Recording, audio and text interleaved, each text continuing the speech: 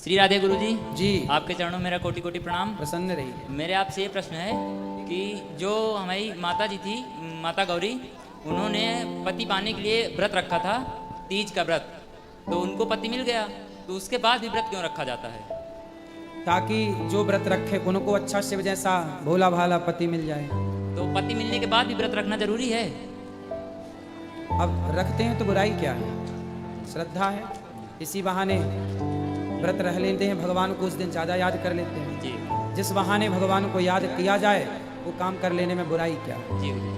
तो दूसरा प्रश्न गुरु जी मेरा ये आपसे था कि जो हमारे राम जी थे, जब उनको वनवास हुआ था, तो वो यहाँ से जब यमुना के तट पर पहुँचे तो उस घाट का नाम था श्रृंगबेरपुर।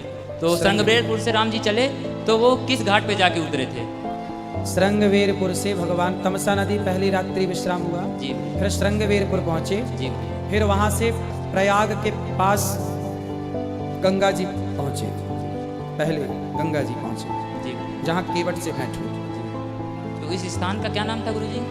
अब वो स्थान का नाम तो देखना पड़ेगा बेटा, गंगा का तट ही कहते हैं, गंगा के किनारे। जी श्रृंगवेरपुर में ही है वो स्थान, जी श्रृंगवेरपुर के नाम से ही जाना जाता है। श्रृंगवेरपुर में ही गंगा है, वहां पर प्रयागराज के थोड़ी पहले वो स्थान। गुरु जी, मैंने सुना ये है कि जब राम जी उस पार पहुंचे थे, हाँ। उन्होंने सीता मैया को देखा था, तो सीता मैया ने देखा कि इनके लिए उतरने के लिए घाट नहीं है, तो सीता मैया आके उन्होंने एक मुट्ठी बालू रख दी थी, तो उसको बालू का घाट ऐसे कुछ बोलते हैं। बोलते होंगे। मैंने आप वहीं के हैं क्या? नहीं गुरु जी, मैंने किसी से सुना है या पढ़ा है। सही है, सही सुना है तो सही होगा। तीसरा प्रश्न गुरु जी मेरा आपसे ये था कि जब राम लक्ष्मण का वनवास हुआ, इन तीनों लोगों को, मैया सीता को, प्रभु राम और लक्ष्मण जी को, तो इनकी उम्र कुछ 18-20 साल रही होगी। किनकी? राम जी की, राम जी और लक्ष्मण जी की 16 वर्ष। 16 वर्ष। लगभग। और जब ये 14 वर्ष का वनवास हुआ तो 16 और 14 हुए जाके 30 वर्ष। जब राम जी का वनवास हुआ उस समय राम जी की आयु थी 27 वर्ष। जी। तो 27 साल के राम जी और लक्ष्मण जी थे, तो गुरु जी उनकी दाढ़ी मूछें नहीं आई थी। तो आप क्या चाहते हैं कि दाढ़ी मूछ आ जाए? नहीं आनी चाहिए, सबके आती, क्योंकि वो सबके आती है इसलिए कि जी। सब मनुष्य हैं। जी गुरु राम के नहीं आती क्योंकि वो भगवान है। जी भगवान है ना, जी गुरु वो सदा जवान रहते हैं, सुंदर रहते हैं। जी। दाढ़ी मूछ भगवान की नहीं होती। जी। भगवान हम गुरु जी, इंसान ब्रह्मा हैं। जी को तो दाढ़ी मूछ थी, वो भी तो भगवान थे। नहीं, ब्रह्मा जी भगवान नहीं है। ब्रह्मा जी जी। भगवान की कोटि में नहीं आते, क्यों क्यों नहीं आते गुरु जी? क्योंकि ब्रह्मा जी भगवान के पुत्र है ना बेटा, भगवान नारायण की नाभि से निकले जी हैं, जी गुरु जी। है ना। सब जी। भगवान हो जाएंगे जी गुरु जी। तो फिर भगवान का महत्व ही खत्म हो जाएगा। जी गुरु जी। सब भगवान नहीं हो सकते, भगवान एक है। जी। कौन? राम जी, भगवान श्रीमन नारायण। श्रीमन्नारायण। वह नारायण ही राम है, जी वही कृष्ण है। जी गुरु जी। ब्रह्मा जी भगवान के पुत्र हैं, जी गुरु। ब्रह्मा जी भगवान के पुत्र हैं। पौत्र हैं। ब्रह्मा जी भगवान नारायण के नाभि से कमल, कमल से ब्रह्मा जी प्रकट भए, जी गुरु। तो पुत्र हुआ कमल, फिर पुत्र का पुत्र मतलब पौत्र हो गए ब्रह्मा जी। तो ब्रह्मा जी पुत्र हैं, पौत्र हैं, जी गुरु। ठीक है। जी गुरु। ब्रह्मा जी को भगवान की कोटि में नहीं रखा गया, लेकिन फिर भी मान लेते हैं ब्रह्मा विष्णु महेश को एक, ठीक है। ठीक। आगे अब मेरा एक प्रश्न और था गुरु जी, जी। कि आजकल ये धर्म को लेके बहुत ज़्यादा चर्चाएं उठ रही हैं, तो कौन इसके बारे में आपका क्या कौन कहना सा है? धर्म? ये हिंदू धर्म, मुस्लिम धर्म, ये मुस्लिम धर्म नहीं होता बेटा, मुस्लिम एक मजहब है, मजहब है। जी जी जी गुरु जी। मजहब। तो जो इस्लाम धर्म के लोग हैं वो कह रहे हैं हमारा इस्लाम ज़्यादा पुराना है, तो क्या ये सही है? भाई कहने को तो उल्लू भी कहता है कि हमारी विचारधारा सबसे पुरानी है, हमें सूर्य नजर नहीं आता, मतलब वो मानता है कि सूर्य होता ही नहीं है। तो फिर उल्लू की विचारधारा ये कहती है कि सूर्य नहीं होता, उसने इसी विचारधारा को पुराना मान लिया कि भाई हम ही सबसे बेस्ट, हमसे बढ़िया कोई नहीं। तो अब आप ही बताओ जी गुरु जी। कि किसी के कुछ मान लेने से प्रूफ नहीं हो जाता। जी, बस ये प्रश्न था गुरु जी, और मैं आपको देखने के लिए 3 साल से प्रयास कर रहा हूँ। आज जाके मेरी मन की इच्छा पूरी हुई है। आपके चरणों में मेरा कोटि कोटि प्रणाम। श्रीमन्नारायण। खुश रहिए, खुश रहिए। जय श्रीमन्नारायण गुरु जी। हाँ, आपकी चरणों में कोटि कोटि प्रणाम। खुश रहो। गुरु जी, हम आपके कथा 2 साल से सुन रहे हैं, लेकिन एक प्रश्न है गुरु जी, जी, बहुत सता रही है। आज प्रश्न ये- सता रही है। जी जी जी। आज प्रश्न दो- सता रही है। जी, ये इसका उत्तर मिला ही नहीं है। अच्छा, गुरुजी जब हम मंत्र करते हैं आपके हर बात को फॉलो करते हुए 2 साल हुए हैं, 7वां महीना जाते जाते आपका जो है सारा यूट्यूब में देखकर गुरु मंत्र जो है हम जो गुरु मंत्र जो आप देते हैं यूट्यूब पर शरणागति मंत्र सारा को हम लेकर कॉपी में लिखकर याद करके 7 महीना जब हुआ है तो गुरुजी शरीर में जो झटका मारने लगा अचानक। कौन झटका मारता है? गुरुजी शरीर में मतलब ये यहाँ जो है ये मूत्र द्वार से जो उठता है ना ऐसे से मारता है। हाँ ये प्रश्न क्या है? प्रश्न ये है कि गुरुजी जब भी नाम का उच्चारण करते हैं तो शरीर में ज़्यादा झटका लगता है। तो झटका मारता है कोई? कौन मारता है झटका? नाम बताओ।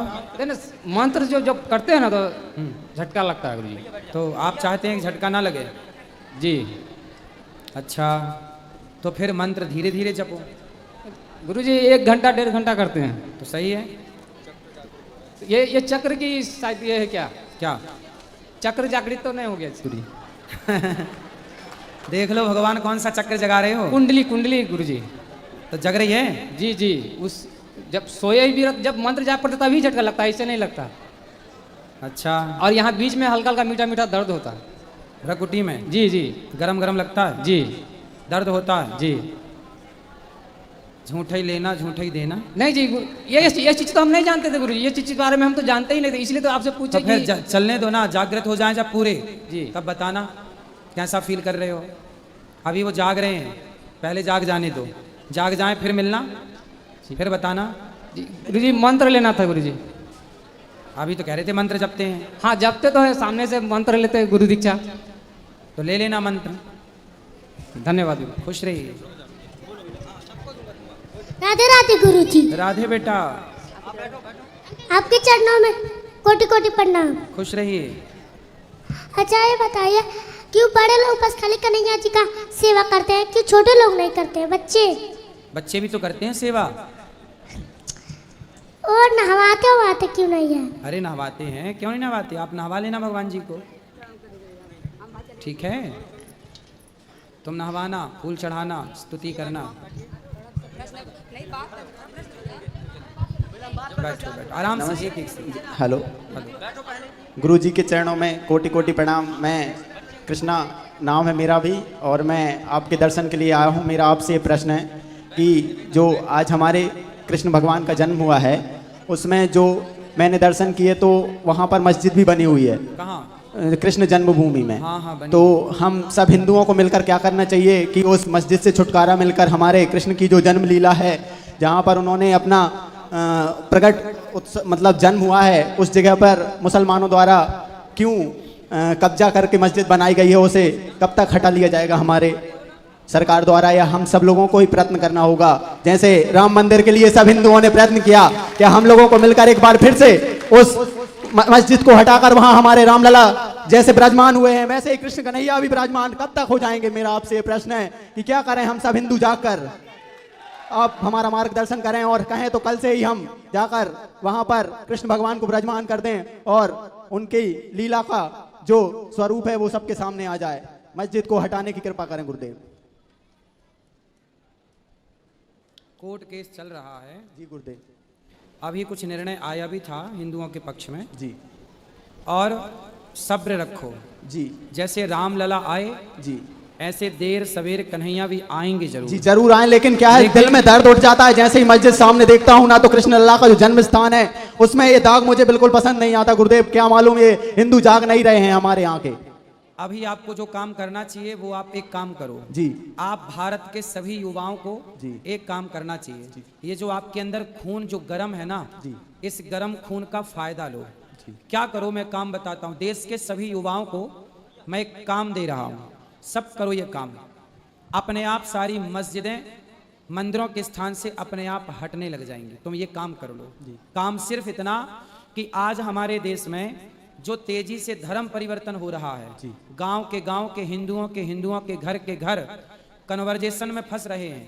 क्रिश्चियन लोग, मुस्लिम लोग गांव को धर्म परिवर्तन करा रहे हैं। आप सभी सनातनी युवाओं को खड़े होकर इनके पास जाकर इनका विरोध करना चाहिए और अपने हिंदू भाई बहन को पुनः घर वापसी करानी चाहिए। अपने धर्म में पुनः वापसी लाओ जो चले गए हैं। यदि तेजी से हमारे हिंदू पुनः वापस आने लग जाएंगे तो ये मुद्दे बहुत बड़े नहीं हैं। जी ये